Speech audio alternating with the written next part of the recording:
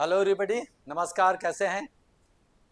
एक बार फिर हाजिर हैं निमसेट 2011 का क्वेश्चन पेपर के साथ। तो उसमें से जैसा कि हम बोलते रहते हैं कि मैथ में 40 to 50% क्वेश्चन वर्बली आप कर सकते हो, तो वो हम आपको फिर दिखाना चाहते हैं कि जो पिछले 2000 निमसेट 2011 में आए हुए क्वेश्चन को हम वर्बली कैसे पॉकेट में हाथ डाल करके और मन में कैलकुलेट करके और आंसर दे देना है। ठीक है?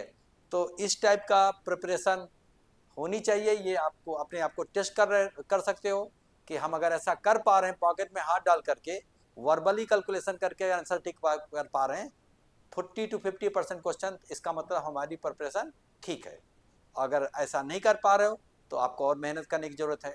तो ऐसा होता है तो हम आपको दिखाएंगे मन में कैलकुलेट करके, आप देखिएगा तो आपको खुद समझ में आ जाएगा कि नहीं, जब सर कर सकते हैं तो आप भी कर सकते हो। क्योंकि उस क्वेश्चन को जवाब देने के लिए जितना नॉलेज हमको है उतना नॉलेज आपको भी होगा तो आप भी कर पाओगे। तो उस पर्टिकुलर क्वेश्चन के लिए तो भाई आराम से कर सकते हो। ऐसा तो है नहीं कि हमको बहुत ज़्यादा उसमें नॉलेज होगा आपको कम होगा। जिस क्वेश्चन का जवाब देने के लिए तो इक्वली नॉलेज होना पड़ेगा, और फार्मूला जो कंसेप्ट तो इक्वल मालूम होगा तभी तो कर पाओगे, है ना? तो वो देखो और उसी तरीके से तैयारी भी करो अपनी कि देखो ये किया जा सकता है। और तो इससे करने से क्या होगा कि आपको अप्रोच सोच बदल जाएगी। ऐसे अभी स्कूल लेवल पर कॉलेज लेवल पर जो पढ़ाई करते हो तो ट्रेडिशनल मेथड यूज करते हो, ऐसे आदत बनी हुई। तो आदत को बदलना है, वर्बल कैलकुलेशन करना है, और ये और अच्छे से कंसेप्ट क्लियर होना चाहिए, उसके लिए अच्छे से पढ़ाई करना है। ठीक है? तो हम लोग आपको दिखाते हैं बिना कुछ समय गंवाए एनएमसेट 2011 का कैसे वर्बली हम लोग जवाब देंगे मोस्ट ऑफ द क्वेश्चन। ठीक है, देखते हैं। चलो देखो, पहला क्वेश्चन आपकी स्क्रीन पे ये है कि general solution of the under root 3 cos x plus sine x equal to 3। ठीक है? अब A sine theta plus B cos theta का मैक्सिमम मिनिमम वैल्यू क्या होती है पता, under root A square plus B square करके होती है। तो जब आप इसको आप अंडर रूट यहाँ पर ए स्क्वायर बी स्क्वायर से डिवाइड करोगे तो 2 आ जाएगा, 2 से डिवाइड करोगे तो 3/2 आ जाएगा, ये साइन ऑफ समथिंग आ जाएगा एक्स प्लस सम एंगल। ठीक है? तो उस केस में जब 3/2 आएगा तो ये आपको पता है कि sine of something can never give the value more than 1, या कॉस ऑफ में कन्वर्ट कर सकते हो। अभी बताएंगे इसको कैसे होगा, अभी वर्बल बता रहे हैं करके। तो इस केस में साइन ऑफ समथिंग या कॉस ऑफ समथिंग 3/2 हो सकता नहीं, इसलिए impossible, it will have no solution. तो आंसर इसका ये होगा। देखिए यहाँ पर आंसर इसका हम लोग कैसे देंगे, इसका आंसर ये क्यों होगा इस चीज को समझिए। जैसे इसमें क्या होगा, यहाँ पर ये पढ़े होगे ए कॉस ऑफ थीटा और plus b sine of theta is equal to, मान लो इस केस में यहाँ पर कुछ है 3 है तो 3 कुछ भी हो। हम लोग क्या है इसका यहाँ पर अंडर रूट ए स्क्वायर और प्लस बी स्क्वायर से हम लोग डिवाइड करते हैं। अंडर रूट ए स्क्वायर और प्लस बी स्क्वायर से डिवाइड करेंगे और इसको हम लोग क्या मल्टीप्लाई करेंगे। मल्टीप्लाई करेंगे तो इधर चला जाएगा अंडर रूट ए स्क्वायर और प्लस बी स्क्वायर। ए का मतलब यहाँ पर कॉस का कोफिशिएंट ये वाला, बी का मतलब 1 है। तो इस केस में पर्टिकुलर जब हम लोग क्या करेंगे, cos of x divided by 2 हो जाएगा under root A square B square. तो 3 प्लस 1 4, 4 का स्क्वायर रूट 2 डिवाइडेड बाई 2, और प्लस यहाँ पर हो जाएगा अंडर रूट 3 डिवाइडेड बाई 2, और इसमें यहाँ पर 1 डिवाइडेड बाई यहाँ पे 2 हो जाएगा। साइन ऑफ एक्स है तो एक्स इज इक्वल टू यहाँ पर 3 डिवाइडेड बाई 2 हो गया। अब इसको आप साइन लेते हो तो ये कास हो जाएगा, और अगर कास लोगे तो ये साइन हो जाएगा। किसी में कन्वर्ट कर लो। तो यहाँ पर अगर हम इसको साइन लेते हैं तो हम लिखते हैं साइन ऑफ 5/3 प्लस एक्स हो गया, इट इज इक्वल टू 3/2। क्योंकि ये साइन समथिंग ले लोगे साइन ऑफ एल्फा तो ये क्या हो जाएगा कॉस ऑफ एल्फा। तो ये आपका साइन 60 डिग्री 5/3, तो ये हो जाएगा कॉस 60। तो पता है sine of a plus b का फॉर्मूला हो जाएगा। तो sine of anything can never give the value more than 1, its value varies from -1 to 1। और अगर आप कॉस कॉस लेते हो तो cos of a plus b है माइनस बी आता है, sine of a plus b.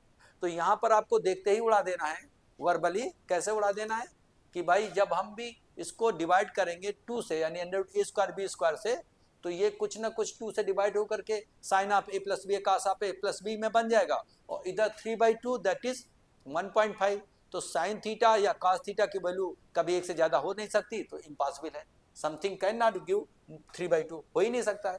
तो अगर ये पढ़े होगे minimum maximum value of the trigonometrical expression, उसमें बताया जाता है। अगर इसका बात करेगा ये नहीं होता तो बताया जाता है मिनिमम मैक्सिमम वैल्यू की +2, मिनिमम होगी -2, है ना।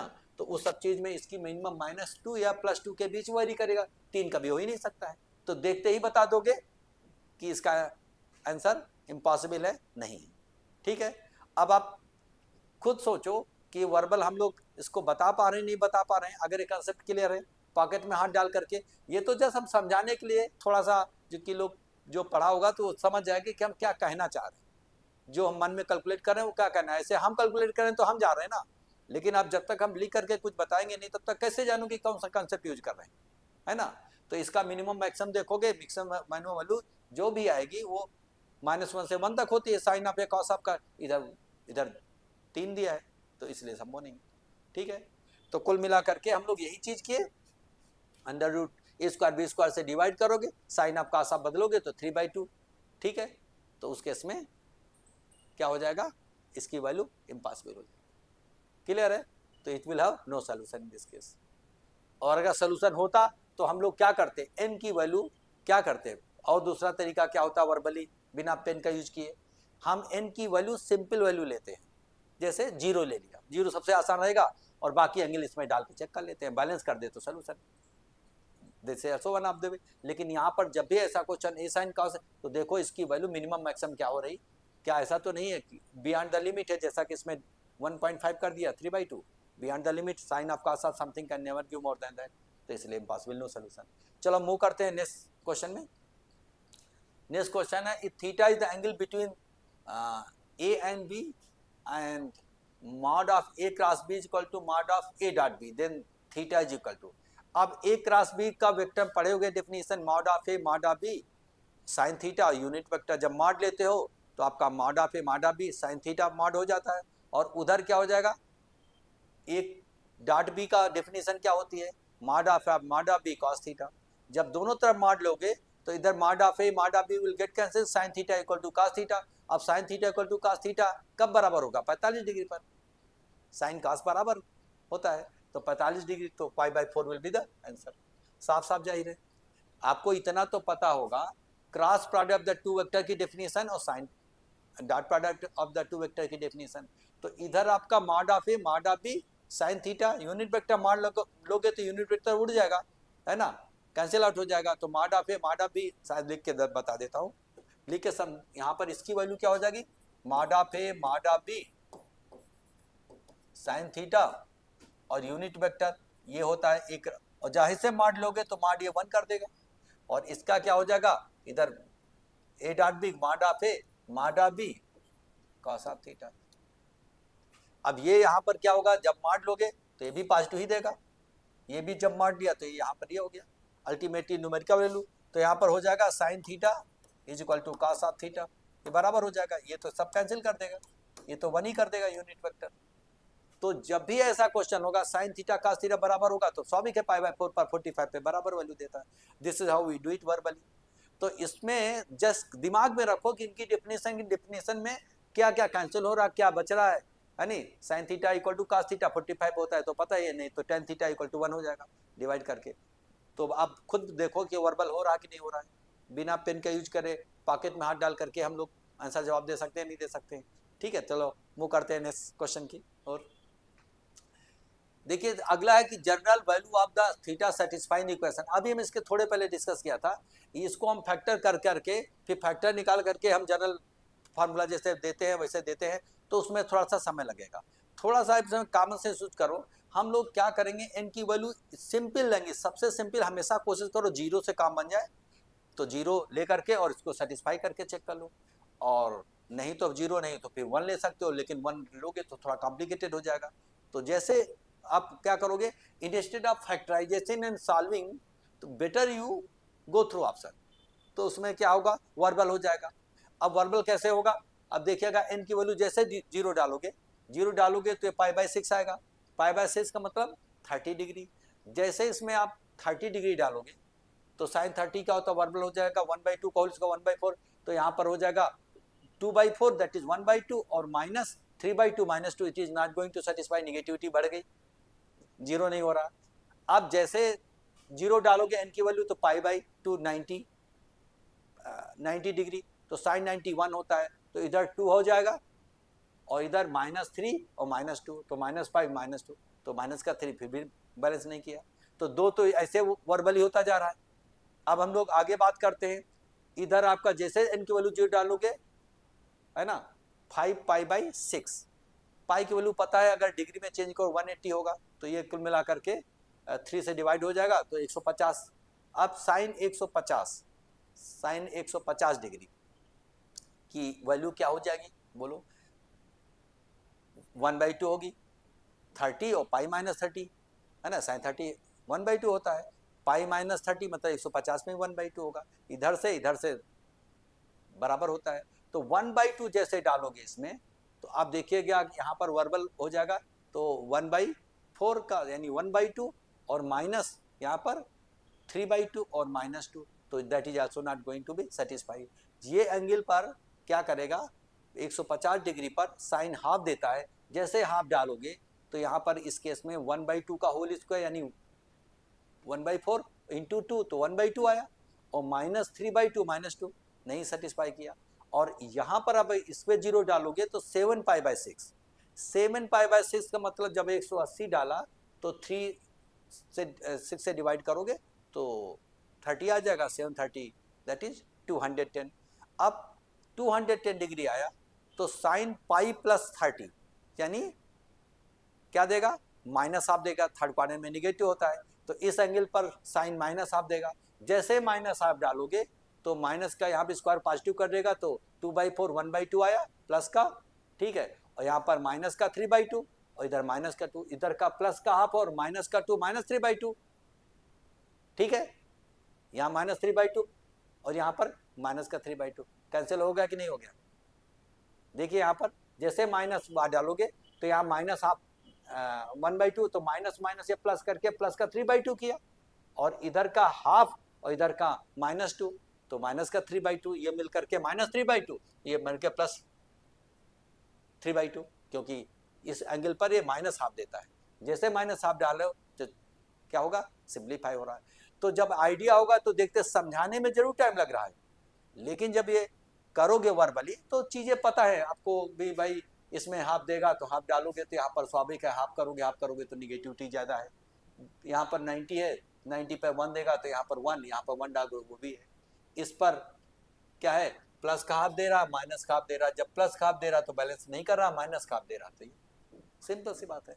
Otherwise you can go for the factorisation, factor निकालो, अब सबको पता है कि sine theta equal to sine alpha, तो theta equal to n pi plus -1 to power n into alpha, general method जो होता है उसके थ्रू कर सकते हो, लेकिन हम उसको अवॉइड करेंगे, जो चीज़ वर्बल होता है तो स्वाभाविक है उसमें सेकंडों में होता है, ज़्यादा समय नहीं लगता है, तो try to do in that way, ठीक है। हम लोग नेक्स्ट क्वेश्चन में मूव करते हैं।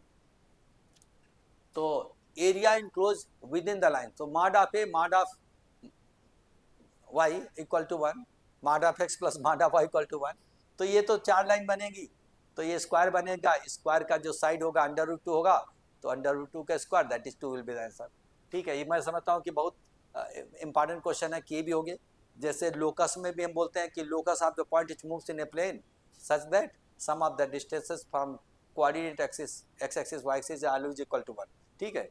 तो उस केस में हमारी समझ से आपको ऐसा किए होगे कि ये x एक्सिस हो जाएगा और ये y एक्सिस, इनका मतलब है यहाँ पर ये ऐसे लाइन जाएंगी, ऐसे 1 1 का इंटरसेक्ट बनाएगा, यहाँ पर ये ऐसे ये स्क्वायर बनाएगा 1 1 1 1, है ना, ये लाइन हो जाएगा x plus y equal to 1, इधर हो जाएगा x माइनस वाई, 4 लाइन में लिख देते हैं, चलो x minus y is equal to 1, यानी 1 पॉजिटिव इंटरसेप्ट, y का निगेटिव, ये हो जाएगा x minus y equal to 1, यहाँ minus x minus y is equal to 1, यहाँ minus x plus y is equal to 1, plus minus लेगा सारा, तो ये जब इंटरसेप्ट बनाएगा तो 1 1, तो इस साइड आ जाएगा √2 स्क्वायर इक्वल टू दिस, ये हमेशा स्क्वायर बनाएगा, अगर कोफिशिएंट ऑफ यहाँ पर x और y का सेम है, इक्वल है, तो स्क्वायर बनाएगा, इंटरसेप्ट देख लेना और साइड निकाल करके एरिया निकाल लेना, या फिर diagonal square by 2 will be the area, है ना, ये तो पता होगा।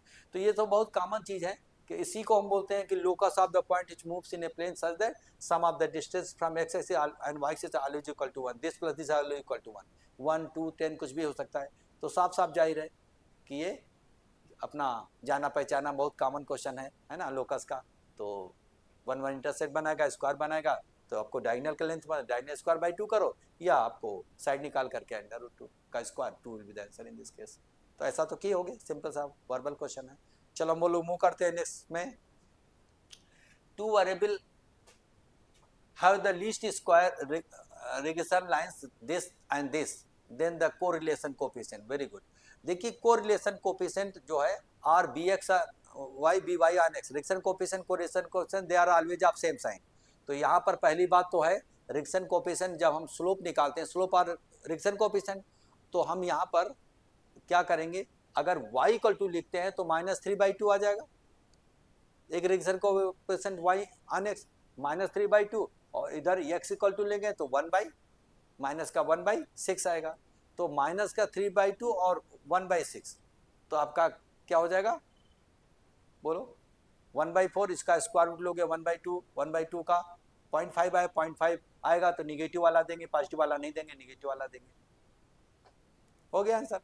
अब ये तब वर्बल कर पाओगे जब आपको आइडिया होगा। देखिए कि जो correlation coefficient under root b x on y और बी वाई ऑन एक्स, ये क्या है, स्लोप है।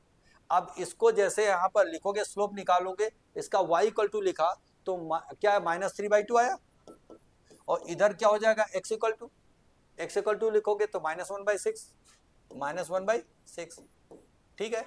तो ये कैंसिल होकर के माइनस माइनस प्लस हो गया, 1/2 यानी 0.5 आया, 1/2 दैट इज 0.5 है। अब यहाँ पर आंसर देते वक्त सबको पता होगा कि प्रॉपर्टी होती है कि यहाँ पर regression coefficient bx and y by and x and correlation coefficient r, all the three are of same sign। अगर यहाँ पर देखियो ये रिग्रेशन कोएफिशिएंट निगेटिव निगेटिव है तो कोरिलेशन कोएफिशिएंट का भी आंसर जरूर 0.5 आ रहा है, जो कि दिया भी है, लेकिन हमेशा निगेटिव इसलिए इसमें देना पड़ेगा क्योंकि जिनका साइन ये होता है bx and y by and x, regression coefficient का साइन वही होगा जो कोरिलेशन का साइन होगा। अगर ये दोनों पॉजिटिव होते, जो कि यहाँ पर देखो निगेटिव है, अगर दोनों पॉजिटिव होते तो आर की वैल्यू पॉजिटिव ही देते। अब दोनों निगेटिव है तो आर की वैल्यू भी जो आएगी उसको निगेटिव करके लिख देना।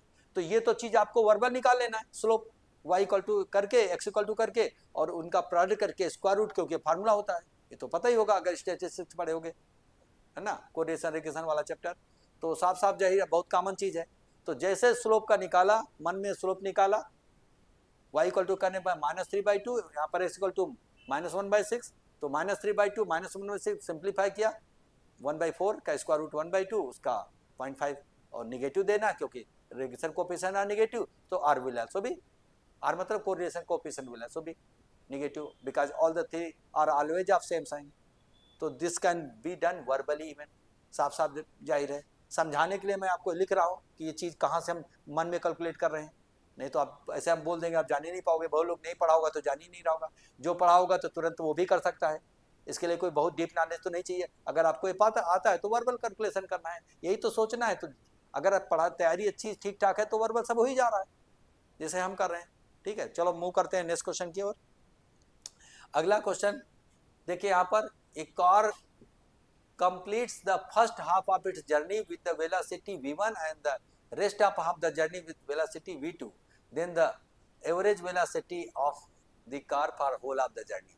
तो एवरेज वेलोसिटी हमेशा क्या होगा इस केस में, हार्मोनिक मीन होता है।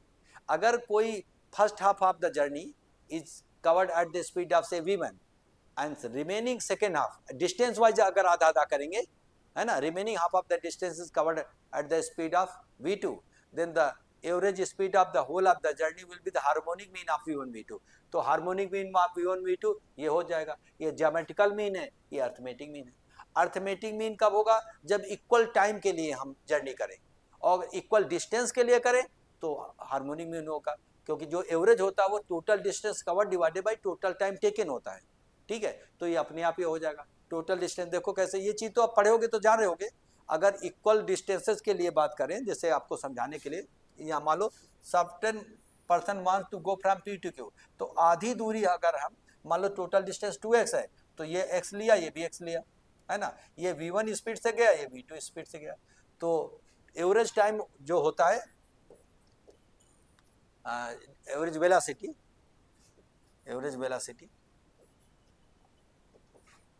is equal to total distance travel, that is x plus x 2x, और divided by total time taken। तो यहाँ पर half of the distance cover करने के लिए कितना टाइम लगेगा with the speed of v1, तो x डिवाइडेड बाई v1 और प्लस रिमेनिंग यहाँ पर t2 another half of the distance will be covered, ठीक है, at the distance at the speed of v2, then time will be x divided by v2, तो x cancel हो जाएगा, twice v1 v2 divided by v1 plus v2, है ना। तो total distance divided by total time taken, अगर आधी आधी दूरी बराबर बराबर है तो हार्मोनिक मीन वाला होता है, और इक्वल टाइम के लिए मान लो 10 घंटे की जर्नी है, अगर हम 5 घंटे चले v1 की स्पीड से और 5 घंटे चले v2 की स्पीड से, टाइम आधा आधा कर दिया तो अर्थमेटिक मीन हो जाएगा, तो plus v1 plus v2 by 2 हो जाता है। लेकिन यहाँ पर half of the distance is covered eight the speed of this v1 and remaining half of the distance, जब इक्वल डिस्टेंस होगा तो एवरेज के निकालने के लिए हार्मोनिक मीन, और इक्वल टाइम के लिए होगा तो अर्थमेटिक मीन। पढ़े होगे, जान रहे होगे, है ना। तो हम लोग मूव करते हैं, वर्बल भी है तो अंडरस्टूड है, हम लोग मूव करते हैं नेक्स्ट। अब देखा ABC are the unit coplanar vector, then the scalar triple product of this. अब देखिएगा, अब जब वेक्टर 3 वेक्टर अगर क्या होंगे, मान लो कोप्लेनर है ABC, तो उनको मल्टीप्लाई करके कुछ भी जोड़ो घटाओगे तो रिजल्टिंग वेक्टर भी आल्सो भी कोप्लेनर, तो ये क्या होगा, ये कोप्लेनर, ये अपने आप में रहेंगे, तो उसकी वैल्यू 0 होगी, कुछ करने की जरूरत नहीं, 0 कहेंगे, जस्ट इट इज।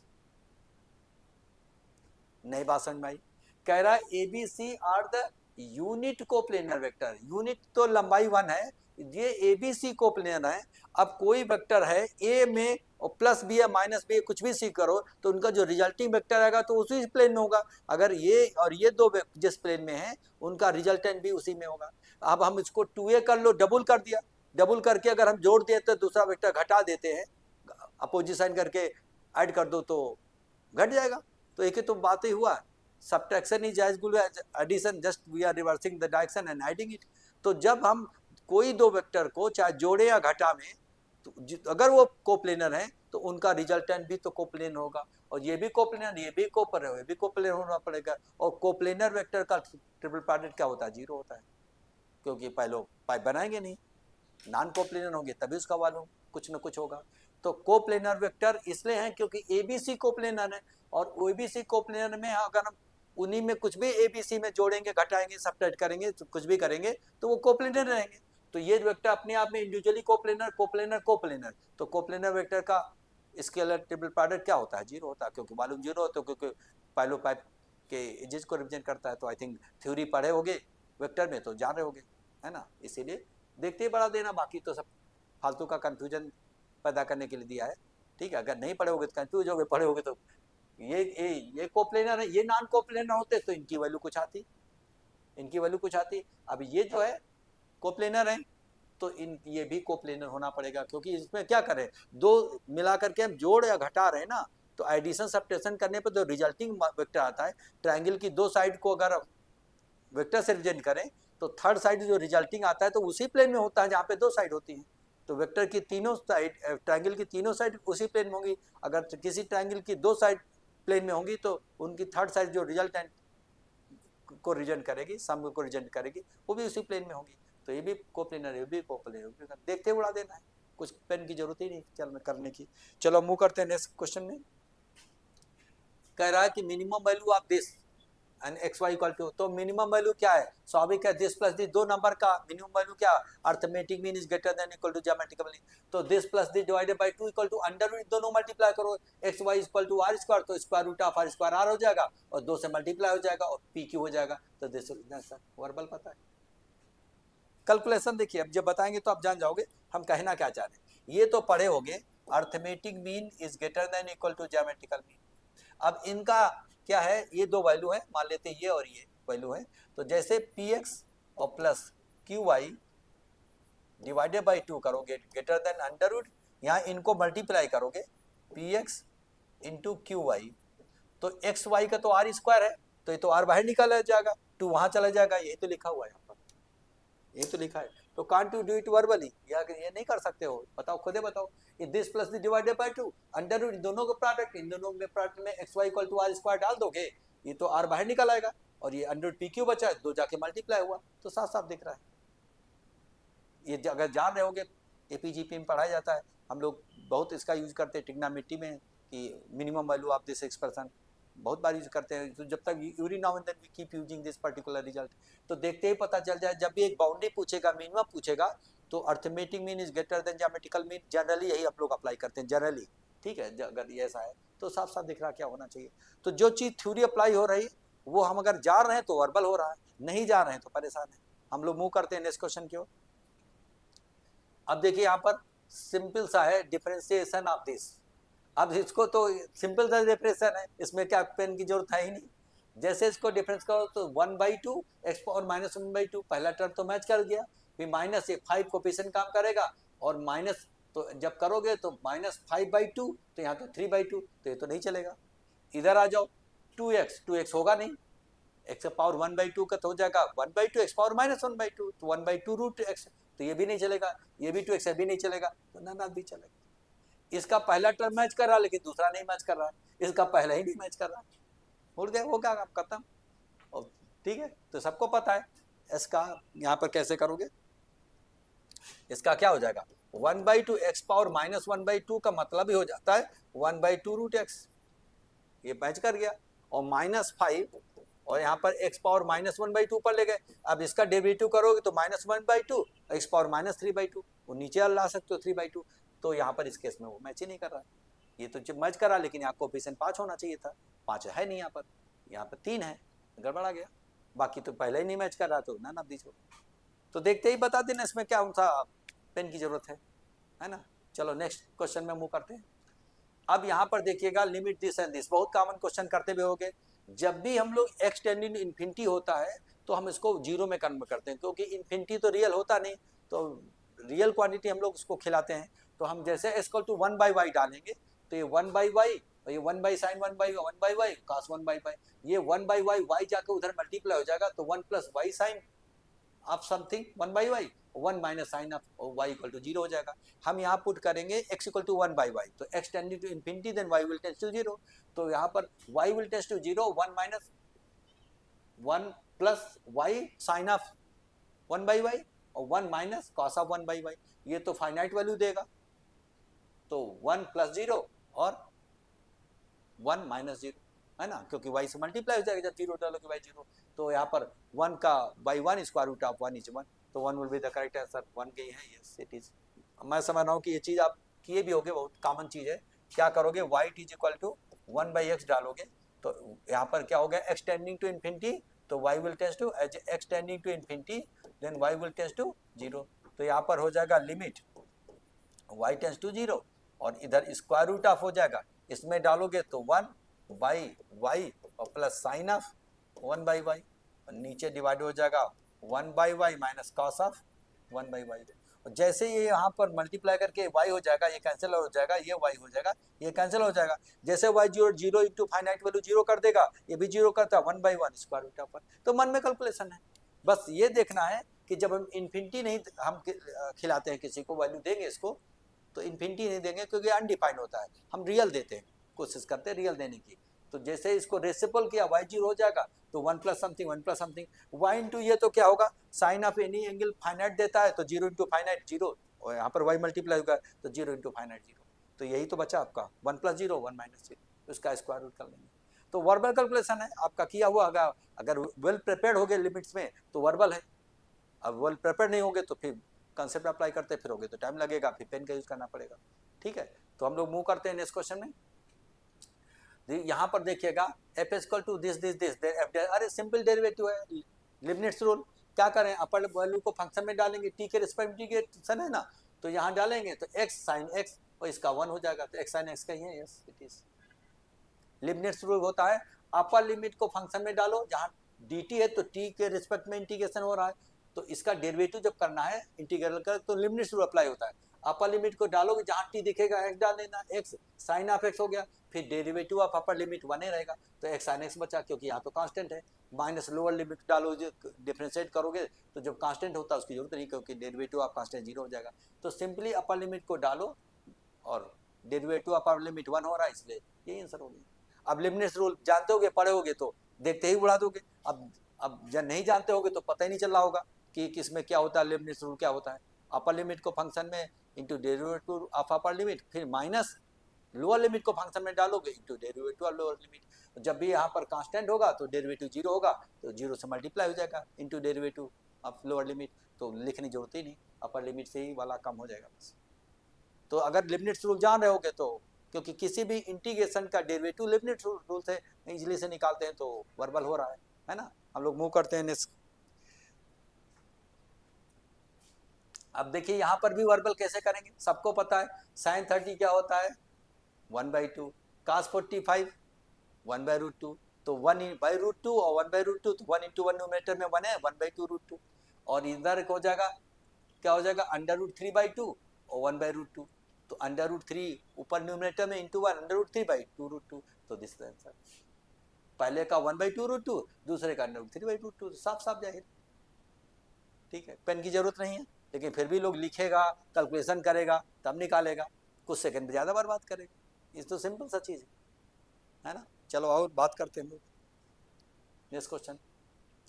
अब ये भी कैसे करोगे बर्बाद, अब खुद देखो यहाँ पर साइन का हम sign square 15 degree divided by cos square, तो जैसे ही इधर हम लोग क्या है cos square 15 minus sine square 15 divided by cos square, वो कैंसिल कर देंगे, 1 प्लस यहाँ पर sine square by cos square, इधर मल्टीप्लाई हो जाएगा cos square 15 plus sine square 15, इसका न्यूमरेटर 1 हो जाएगा, और ये cos स्क्वायर डिनोमिनेटर कैंसिल हो जाएगा, तो न्यूमरेटर में क्या बचा cos square minus sine square होता है cos 2 थीटा, cos 30 कितना होता है √3/2, दैट इज आंसर। हमारी समस्या जो हम मन में कैलकुलेट कर रहे हैं वो आप जान रहे होंगे, फिर भी मैं एक बार लिखता हूँ 1 माइनस, इसको लिखोगे sine square 15 degree divided by cos square 15 degree, है ना, और यहाँ पर हो जाएगा 1 plus sine square 15 degree divided by cos square 15 degree, cos square 15 degree. अब देखिएगा ये जब मल्टीप्लाई करोगे तो cos square theta minus sine square theta equal to cos 2 theta होता है, तो ये तो इसका न्यूमरेटर हो जाएगा आपका cos 30 डिग्री कर देते सीधा cos 2 थीटा, और डिवाइडेड बाई cos स्क्वायर 15, ये तो ये कभी कैंसिल कर देगा इसको, और ये 1 कर देगा cos स्क्वायर साइन थीटा, तो cos 30 बचा। तो ये क्या मन में नहीं कर सकते हो, खुद सोचो मन में कैसे कर सकते हो, जैसे हम यानी sine square by cos square, इधर भी साइन स्क्वायर, तो cos का तो डिनोमिनेटर दोनों कैंसिल हो गया, इधर cos square minus sine square cos 2 theta, तो cos 30 हो जाएगा 15 का डबल, और इधर cos square theta plus sine square theta 1 ही होता है मल्टीप्लाई करके। तो जो चीजें मन में हो रही तो मन में करेंगे, मन में नहीं होती तब तो पेन का यूज करेंगे, है ना। तो ये आपको यही दिखाना चाह रहे हैं, और भी हम बात करते हैं आगे कि कैसे कैसे आदत डालना है, अपने आप को चेंज करना है, ठीक है। दो चीजें यहाँ पर ध्यान रखना होता है कि क्वेश्चन का कंसेप्ट अच्छे से क्लियर हो, और वर्बल कैलकुलेशन कैसे करते हैं, जो कि संभव है, सब में नहीं संभव है, लेकिन जिसमें संभव तो उसमें हम कर रहे हैं। आपका एक्चुअल क्वेश्चन आए हुए हम लोग बात कर रहे हैं निमसेट 2011 का। आगे मूव करते हैं नेक्स्ट क्वेश्चन की ओर। नेक्स्ट क्वेश्चन में क्या है कि random variable x has the following probability distribution. अब पता है कि जब प्रोबेबिलिटी डिस्ट्रीब्यूशन में sum of all the probabilities always equal to 1, तो इन सब का सम 1 करोगे तो एक वैल्यू आ जाए, कितना आसान है। अब इनका सम करोगे तो a कॉमन लोगे 1 + 3 + 5, तो यहाँ से 1 से शुरू होकर के यहाँ पर 9 तक 8 गया ना, 0 से 8 मतलब 9 टर्म हो गए, तो 9 स्क्वायर यानी 81 विल बी द सम, क्योंकि ये सबको पता है 1 + 3 + 5 sum of first odd natural number, sum of first n odd natural number हमेशा n स्क्वायर होता है, तो 9 है तो 9 स्क्वायर, तो 81 हो जाएगा, तो 81 a = 1 देन a = 1/81, तो वर्बल है। अब देखो इसको हम आपको दिखाते हैं, ये पढ़े होगे कि भाई 1 + 3 + 5 + 7 + अप टू APGP में ये पहले n ऑड नेचुरल नंबर का सम की बात करें n टर्म्स, तो ये n स्क्वायर होता है ना, s = क्या हो जाएगा n/2, 2 times of first term और plus n-1 common difference is also 2, तो ये तो पढ़ोगे n स्क्वायर होता है, पहले दो टर्म का सम तो 2 स्क्वायर 4 दिया, पहले 3 टर्म का सम 3 स्क्वायर देखो 9 दिया, फर्स्ट 3 टर्म, पहले 4 टर्म का सम 4 स्क्वायर देखो 16 देगा। तो ये तो पढ़े हो गया, नहीं पढ़े हो तो फिर एपीजीपी क्या पढ़े हो, फिर आप प्रिपेयर ही नहीं हो। पहले n ऑड नेचुरल नंबर का सम n स्क्वायर और पहले n इवन नंबर नेचुरल का सम n इंटू n प्लस 1। तो ये सब चीजें आपको तैयार होना चाहिए, ठीक है, नहीं तैयार है तो फिर भगवान ही मालिक है। तो अब जैसे अब करेंगे, अब यहाँ पर ए कॉमन इन सबका सम 1 करेंगे, क्योंकि प्रोबेबिलिटी डिस्ट्रीब्यूशन में सारा केस हो गया, इसकी सैंपल स्पेस जो 1 होना ही करना ही पड़ेगा, या तो ये होगा या तो होगा उनका। तो इस केस में हम इनका जब सम किया तो ए कॉमन लिया, 1 + 3 + ए करके यहाँ तक जाएगा। तो कितने टर्म हुए, 1 2 3 4 5 6 7 8 9 हुआ, 0 शुरू करके 8 तक गया तो 9 टर्म हुआ। तो पहले 8 नेचुरल नंबर 1 + 3 + 5 यही जा रहा, तो यहाँ पर क्या हो जाएगा, इन तरह का सम n टर्म का सम n स्क्वायर होता है, तो ऐसे 9 टर्म का सम 9 स्क्वायर 81 हो जाएगा। तो यहाँ पर हो जाएगा क्या, 81, a it is equal to probability 1 है, तो ए इक्वल टू आ जाएगा आपका 1/81। तो क्या वर्बल नहीं हो रहा है? अगर ये प्रोबेबिलिटी पढ़े होगे, प्रोबेबिलिटी डिस्ट्रीब्यूशन पढ़े होगे, एडिशन सिंपल मन में एपीजीपी पढ़े होगे, तो सब एलिमेंट्री लेवल की चीजें हैं, लेकिन पढ़ा होना चाहिए, पढ़े होना होगा तो वर्बल हो रहा है, ठीक है, नहीं तो जो नहीं पढ़े होगे तो भी नहीं समझ पा रहे हो कि ये कैसे आ गया, ये कैसे हो गया, है ना। तो जब भी प्रोबेबिलिटी डिस्ट्रीब्यूशन है उन सबका सम सैंपल स्पेस का सम इक्वल टू 1 करेंगे, इन सबको ऐड करेंगे, एडिशन वर्बल कर रहे हैं, क्योंकि जिससे 1 + 3 + 5 + 7 ऐसे हो रहा है, 9 टर्म है, 9 स्क्वायर है ना, तो 81 ये हो जाएगा, ये तो सब में कॉमन है, 81 equal to 1 then 1 equal to 1/81। This is how we do it. Next question हम लोग बात कर रहे हैं कि if this and this cut the axis in concyclic points, axis को ये 4 जगह कट करेंगे, ये भी इंटरसेक्ट फॉर्म है, इंटरसेक्ट फॉर्म, और कॉन्साइक्लिक पॉइंट्स का मतलब कि सर्किल वहाँ उन पॉइंट से गुजरे, अगर 4 पॉइंट सर्किल पे लाई करेंगे on the circumference of circle, तो they are said to be concyclic points. तो आपको बताना है, they cut the circle concyclic point then the centre of the circle. अब देखिए ये वर्बल कैलकुलेट करोगे, ये इंटरसेक्ट फॉर्म करोगे तो यहाँ पर x/3 + y/ क्या हो जाएगा 2, है ना। तो x एक्सिस पर यहाँ पर क्या किया 3 और y एक्सिस पे 2, और ये क्या किया, इसको 18 से डिवाइड करोगे तो यहाँ पर हो जाएगा x/2 और प्लस y/3। तो इधर 2 3 का हाफ करेंगे, कार्ड का काम करेगी, तो 3 और 2 के बीच का 5/2 हो जाएगा। उधर भी 3 2 2 3 कट कर रहा है, तो उधर भी 5/2 हो जाएगा। तो this will be the answer. अब आपको इसको पहले समझाते हैं, ऐसे मैं बोल रहा हूं तो नहीं समझ में आया होगा, अभी हम आपको बताते हैं। जैसे पहली लाइन ये सबको पता होगा, ठीक है, इसको इंटरसेक्ट फॉर्म में लिखेंगे तो x/3 + y/2 it is equal to 1। तो इधर यहाँ पे 3 और यहाँ पे हो गया 2, ये लाइन हो गई, ये कौन सा पॉइंट है, यहाँ जाएगा सर्किल। दूसरा जब बात करेंगे इक्वल टू 18 से डिवाइड करेंगे तो x/2 और प्लस y/3 इक्वल टू 1, यही मैंने मन में किया, यहाँ 2 हो जाएगा, यहाँ 3 हो जाएगा। अब जब सर्किल ये यहाँ पे जाएगा तो इस केस में क्या होगा, ये कॉर्ड का काम करेगी। सर्किल जब यहाँ से जा रहा है इस केस में ऐसे, तो ये कॉर्ड, तो कॉर्ड का मिडिल पॉइंट जो है वो सेंटर से गुजरेगा। तो ये यहाँ पे 2 है, 2 3 का मिड पॉइंट 5/2 यहाँ पर सेंटर से जाएगा। और ये भी कॉर्ड, क्योंकि सबको पता है कि सर्किल में जब हम कोई कार्ड का मिड पॉइंट लेते हैं उसके परपेंडिकुलर सेंटर जाता है, या सेंटर से कार्ड पे परपेंडिकुलर ड्रॉप करें तो मिड बाइसेक्ट करता है ना। यहाँ कोई कार्ड है, यहाँ परपेंडिकुलर ड्रॉप करोगे तो इसको बाइसेक्ट करेगा, है ना। तो ये यहाँ पर 2 पॉइंट है, 2 3 का आधा 5 सम डिवाइडेड बाई 2, मिडिल में 5/2 आ जाएगा। इधर भी, इधर आपका 2 है, इधर आपका 3 था, है ना, 3 2, तो इसका मिड पॉइंट यहाँ कहीं होगा।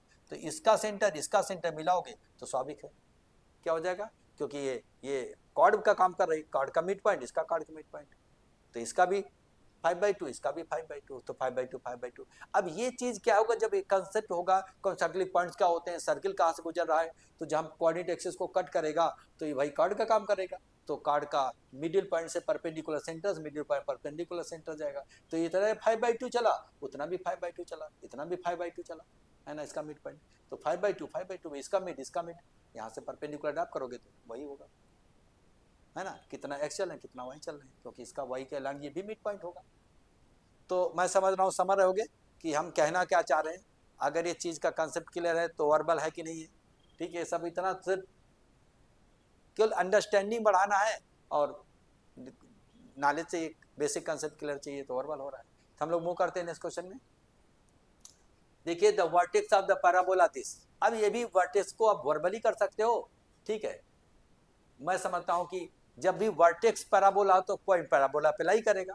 तो जैसे ही आपको 3 4 डाल रहे हो तो 16 प्लस का और 16 और 19 कितना हो गया, 35 हुआ। और आपका y डालेंगे तो 32 और 3 35, ये भी हो गया। This will be the answer. पहली बात तो ये इसको सेटिस्फाई कर रहा है, एक तो ये तरीका। दूसरा, जब आप इसके कोफिशिएंट को कि ये पैराबोला y इक्वल 4x, तो इसको कोफिशिएंट को आधा करें, 4 4 स्क्वायर जोड़ेंगे और घटाएंगे तो y माइनस 4 का होल स्क्वायर इक्वल टू इधर आपका हो जाएगा 16, 16 में इधर घटेगा तो यहाँ पर कॉमन लोगे तो यहाँ पर x माइनस यहाँ पर 3 आ जाएगा। इसको जब परफेक्ट स्क्वायर बनाएंगे वर्बल कर सकेंगे, देखिए कैसे आपको बता रहा हूँ तो क्लियर हो जाएगा। y स्क्वायर माइनस 8y और इसके कोफिशिएंट का आधा किया, 4 स्क्वायर जोड़ा माइनस 4 स्क्वायर घटाया और minus x plus 19 equal to 0। और ये हो जाएगा आपका y माइनस 4 का whole square is equal to, यहाँ पर देखिएगा ये उधर आ जाएगा x माइनस 3 हो जाएगा। तो पता है ये दिस इक्वल टू 0, जिसको वर्टेक्स होता है स्टैंडर्ड लेते हैं y स्क्वायर 4x तो 0 0 होता है, तो इसका वर्टेक्स 3 कामा 4 3 कामा 4 साफ साफ दिख रहा है। तो आप चाहो तो मन में कैलकुलेट का आधा करोगे तो 4 4 का स्क्वायर जोड़ोगे घटाओगे तो इधर आपका y माइनस 4 का होल स्क्वायर हो जाएगा। तो वर्टेक्स का ऑर्डिनेट तो माइनस 4 हो गया है ना, क्योंकि अगर x1 y1 वर्टिसेस होते हैं किसी पैराबोला का तो y माइनस y1 का होल स्क्वायर इक्वल टू होता है x माइनस x1 या 4x, लेटेस्ट रेक्टम लिख लो। तो x1 y1 द वर्टिसेस और y square equal to 4ax होता है तो उसका वर्टिसेस 0 0 होता है। तो इसका 0 करोगे, इसका 0 करोगे तो ये 3 कामा 4, पहले x coordinate then y coordinate बोलते हैं, है ना। तो इस केस में तो मन में कैलकुलेट कर सकते हो, 4 जोड़ोगे 4 घटाओगे तो इधर आपका y माइनस 4 स्क्वायर और उधर आपका 4 माइनस का 16 और प्लस का 19, तो प्लस का उधर जाए माइनस 3 और x भी पॉजिटिव हो जाएगा। तो आपको साफ साफ दिख रहा है। तो ये मन में कैलकुलेशन कर सकते हो, otherwise vertex will pass to this point, तो this is the point which will satisfy. This way you can do it, depend करेगा कि कैसे आप अप्रोच कर रहे हो, है ना। ये भी बहुत आसान है, this is the best approach. और फिर इसमें कभी एक से ज़्यादा मैच कर गया तो फिर प्रॉब्लम कर हो सकता है, इसलिए बेटर यू अप्लाई दिस। ये चीज़ मन में की जा सकती है क्योंकि बहुत सिंपल इक्वेशन। तो हो रहा है वर्बल की नहीं हो रहा, अगर पैराबोला पढ़े होगे जान रहे होगे, है ना। चलो हम लोग मूव करते हैं नेक्स्ट क्वेश्चन में।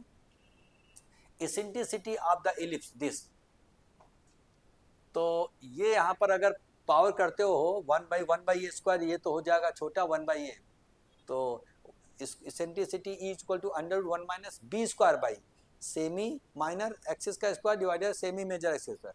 तो 1 माइनस आपका 5/9 आ जाएगा, तो 5/9 का मतलब 2/3।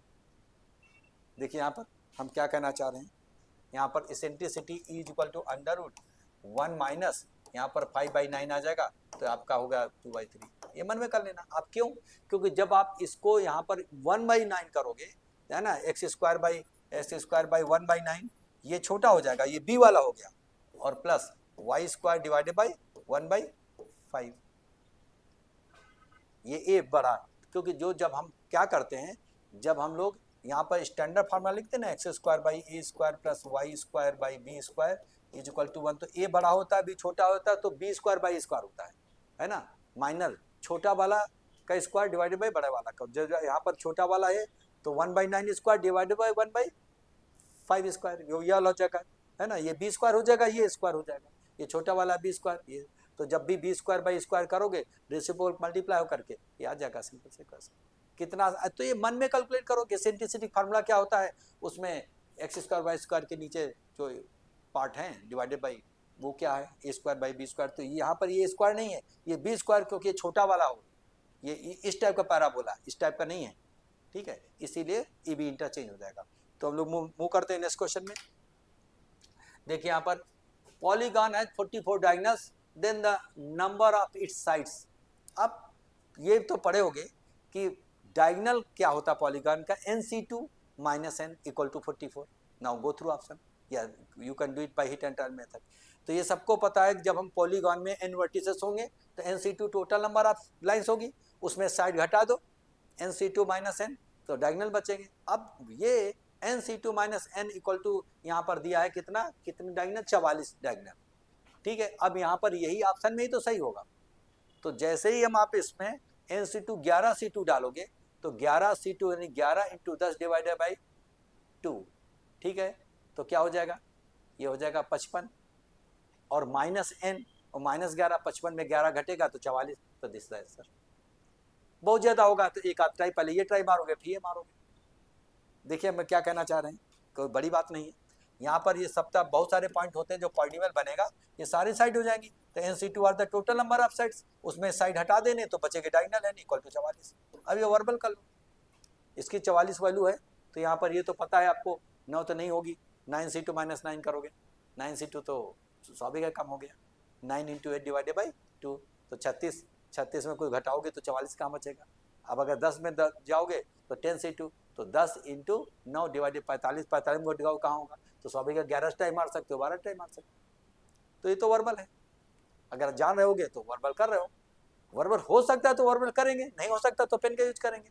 समझाने के लिए आपको बता रहे हैं कि कौन सा लॉजिक अप्लाई कर रहे हैं, तब तो जान पाओगे कि ये भाई डायगोनल का ये चीज़ है। अब ये पढ़े नहीं होगे कि डायगोनल हम कैसे निकालते हैं पॉलीगॉन में, अगर n वर्टिसेस आर गिवन है ना, n points are given, non collinear points on the plane, तो हर एक को ज्वाइन करेंगे तो टोटल नंबर आप कितनी लाइन बनेंगी NC2 में जितने वर्टिस होते हैं उतनी साइड निकाल देते हैं तो डायगोनल बचते हैं। तो यही दिया हुआ है, बस ये n की वैल्यू वर्बल कैलकुलेट करना है, तो दैट इज वेरी इजी। तो हम लोग मूव करते हैं नेक्स्ट क्वेश्चन में।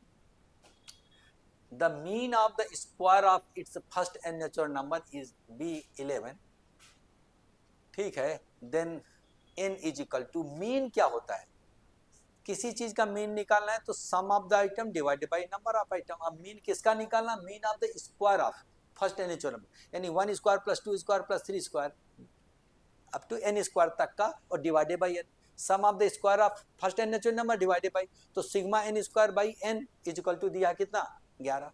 Now go through option. जब sigma n square by n करोगे तो सिग्मा n स्क्वायर की वैल्यू क्या होती है, n into n plus 1 two n plus 1 divided by 6, और डिवाइडेड करो जब n से तो n कैंसिल हो जाए, 6 जा करके उधर 66 हो जाएगा, तो लेफ्ट में बचा n plus 1 into 2n plus 1 equal to 66। तो अब जैसे n की वैल्यू इसमें हमें 5 डालेंगे तो 5 1 6, और 6 इंटू डबल और प्लस 1 11, 6 इंटू 11 66, तो that will match with this, तो 5 will be the correct answer. अब मैं समझता हूँ कि क्या हम करना चाह रहे हैं, आप एक बार समझाते हैं, क्योंकि यहाँ पर जो है मीन निकालना है किसका, पहले n नेचुरल नंबर के स्क्वायर का मीन, तो अब होता है sum of the square of first n natural number 1 square plus 2 square plus up to dot dot plus n square, है ना, sum of square of first n natural number divided by number of numbers, ये होता है formula. अब इसको हो जाएगा sigma n square divided by n, ये सबको पता है सिग्मा n स्क्वायर को होता है n into n plus 1 2n plus 1 divided by 6 होता है, ये sigma n square divided by n पहले से ही है, और ये कितना गिवन है 11, है ना। अब यही चीज तो हम वर्बली कैसे कर रहे हैं, देखिए ये मैंने कैंसिल किया था, उधर 66 हो गया था, 66 हो गया था, ये कट करके उधर चला गया। अब यही देखा क्या वैल्यू करें, n प्लस 1 और 2n प्लस 1 में क्या करें कि 66 आ जाए, जैसे 5 डाला तो 6 और इंटू 11 मैच कर गया। तो ये वर्बल कर पा रहे हैं इसलिए हम लोग कर रहे हैं, क्योंकि हमको ये पता है sigma n square by n equal to 11 दिया है, तो क्या क्या कैंसिल हुआ और ये 6 उधर गया 66, इधर क्या बचा, इधर n प्लस 1 बचा, 2n प्लस 1 बचा, तो क्या सब्स्टिट्यूट करेंगे, इन्हीं में से सेलेक्ट कर लो, आपको ज़्यादा दिमाग नहीं लगाना, सोचे 1 डालें 2 डालें 4 डालें 6 डालें 8 डालें, इन्हीं में से डालो, तो इजीली आपको वर्बल हो सकता है, पेन का यूज करने की जरूरत नहीं पड़ेगी। Now come to the next question. The mean of the first and natural number is equal to this, अरे भाई similar to the previous one, वहाँ स्क्वायर पहले एन नेचुरल नंबर के स्क्वायर का मीन निकालना था, अब यहाँ पर क्या है पहले एन नेचुरल नंबर का मीन, तो देखो कैसे होता है, यहाँ पर sigma n divided by n into n plus 1 divided by 2, तो जैसे ही एन कैंसिल हो जाएगा, n plus 1 divided by 2 equal to n plus 7 divided by 3, अब n plus 1 divided by 2 equal to n plus 7 divided by 3, तो n की value जैसे आप 11 डालते हो, 11 प्लस 1 12 डिवाइडेड बाई 2 6 आया, और इधर डालोगे 18 बाई 3 6 आया, तो दिस विल आंसर। अब हम क्या कहना चाह रहे हैं, समझिए हम क्या कहना चाह रहे हैं। इसका मीनिंग है मीन ऑफ द फर्स्ट, यानी 1 + 2 + 3 + up to dot plus n divided by n is equal to क्या दिया है, n + 7 डिवाइडेड बाई 3 ये दिया हुआ है। ये तो सबको पता है सिग्मा n की वैल्यू क्या होती है, n × n + 1 डिवाइडेड बाई 2 होता है, और डिवाइडेड बाई n पहले से ही है। ये तो सिग्मा n की वैल्यू डाला है ना, n डिवाइडेड बाई, अब इट इज इक्वल टू क्या आएगा, n + 7 डिवाइडेड बाई 2, ये कैंसिल हो जाएगा। अब क्या हम डालें कि यहाँ पर दोनों बराबर हो जाए, जैसे 11 डालोगे तो 12 डिवाइडेड बाई 6, 11 डाल, यहाँ 3 था सर, यहाँ 3 था है ना, तो जैसे 11 डालो तो 18 डिवाइडेड बाई 3, तो that will matching with this, तो दिस कैन बी डन। अब इसमें कौन सी बड़ी बात है कि ये चीज़ नहीं पता है कि पहले नेचुरल नंबर का जो है हम मीन निकालेंगे, तो मीन क्या होता है, sum of the number divide by number of numbers, तो सम मतलब sigma n divided by n, n तो कैंसिल हो जाएगा, n + 1/2 उधर उसके बराबर है, देख लो कि n + 7/3 में हम n की वैल्यू क्या सब्स्टिट्यूट ऑप्शन, अरे कौन कहता है कि क्वेश्चन को सॉल्व करो, कुछ कहता है ये क्वेश्चन है उसका में से कोई सही आंसर है, आपको तो ढूंढने की बात करता है, आप सॉल्व करने की सोचते ही क्यों, जब ढूंढ ना पाओ तब सॉल्व करके तब हम बताएंगे, लेकिन जब बिना सॉल्व किए हम ढूंढ पा रहे हैं तो हम क्यों नहीं कर पा रहे। तो ऐसे ही हम आपको एक सैंपल दे रहे हैं कि आए हुए क्वेश्चन जब हम वर्बली कर सकते हैं, ऐसा थोड़ा नहीं कि ये चीज़ आपको नहीं पता, इसमें हमको मीन का फार्मूला हमको ज़्यादा आता है, जो मीन का फार्मूला जितना होता है उतना सबके लिए उतना ही बराबर है, वही आप भी जान जाओगे कि मीन का ये फार्मूला है और मीन में ऐसा ऐसा होता है, उतना हम भी जानते हैं, तो हम कर सकते हैं तो आप क्यों नहीं कर सकते हो। बस सोचने का नज़रिया बदलना पड़ेगा और डीपली पढ़ाई करना पड़ेगा। तो हम लोग RDs के पहले निमसेट 2008-9 का डाल चुके हैं, और इसका फिर आगे हम निमसेट में डालते रहेंगे, तो ये हम आपको दिखाना चाह रहे हैं बेसिकली कि देखिएगा 40 से 50% क्वेश्चन कैसे वर्बली बन रहे हैं, ऐसा नहीं है कि मैं कहता हूं केवल और होता नहीं है, ठीक है। आपको जब विश्वास हो जाए कि होता है तो आप भी उसी रास्ते पे चलोगे, उसी रास्ते में चलोगे तो उसी लेवल की पढ़ाई करोगे, डीपली स्टडी करोगे और वर्बल ट्राई मारोगे, जब कोशिश करोगे, क्योंकि बहुत लोग कोशिश नहीं करता, बाद में कहता अरे हाँ ये तो ऐसे भी हो सकता, तुम तो सोचा ही नहीं था, बाद में फिर पछताता है, अपने आप में हंसता है, ठीक है। तो वो नौबत ना आवे, इसीलिए हम आपको आगाह कर रहे हैं कि जानो समझो और उसी तरीके से सोचो, ऐसा होता है तो होता है, ठीक है, बात पे विश्वास करो, इसीलिए मैं आपको दिखा रहे हैं कि ऐसा नहीं आपको विश्वास ना हो। और मैं समझता हूँ कि और आगे हम अगले वीडियो में और निमसेट के सोल्यूशन के साथ, वर्बल सोल्यूशन के साथ, ठीक है, वर्बली कैसे हम लोग पॉकेट में हाथ डाल करके बिना पेन यूज करे कि हम लोग कैसे जवाब देंगे, हम आपको फिर अगले उसमें मिलेंगे, ठीक है। तो मैं समझता हूँ कि आप देखिए, औरों को बताइए, औरों को भेजिए, they should also be benefited, क्योंकि जब लोग ऐसा जब जानेगा समझेगा कि ऐसा हो रहा, तो वो लोग भी उसी को फॉलो करेगा, ठीक है। जब देख रहा कि नहीं देखो सर कर रहे हैं, को बहुत बड़ी ज़्यादा थ्योरी बहुत बड़ा नॉलेज जरूरत नहीं है, जब सर कर पा रहे तो हम क्यों नहीं, क्योंकि बहुत एलिमेंट्री लेवल का नॉलेज यूज हो रहा है, उतना तो सबको जब तैयारी करोगे तो आएगा, तो क्या होगा, सोचने की आदत बनेगी, तो औरों को भी बेनिफिट होगा, औरों को बेनिफिट होता है तो सब अच्छी बात है। तो मैं समझता हूँ इसीलिए तो हम दिखाना चाह रहे हैं कि देखिएगा, आप इसको और भी लगे रहिएगा, और भी हम आपको बहुत सारा देंगे, आपको इसी तरीके से सारे क्वेश्चन और भी प्रैक्टिस करिए, जो आप अपना बुक से, किताब से, गाइड से, जहाँ से भी पढ़ते हो, इसी अप्रोच के साथ कोशिश करो, और ऐसे लगे रहोगे तो एकदम कंफर्टेबल पोजीशन में आ जाओगे। तो मैं समझता हूँ कि आज के लिए इतना ही है, बाकी हम लोग मिलते हैं नेक्स्ट वीडियो के नेक्स्ट PYQ के साथ अगले दिन, तब तक के लिए good bye, thank you very much for watching this video, and please इसको सब्सक्राइब करना, लाइक करना और शेयर करना मत भूलिएगा, और कमेंट भी कर दीजिएगा अगर कोई कुछ कमी बेसी हो, और आप जो भी आपका डिमांड हो वो भी आप लिख के भेजिएगा, सो दैट उसका वीडियो बना करके आपको भेजें तो आप उसका फ़ायदा उठा सको, ठीक है। थैंक यू वेरी मच, मिलते हैं अगले वीडियो में।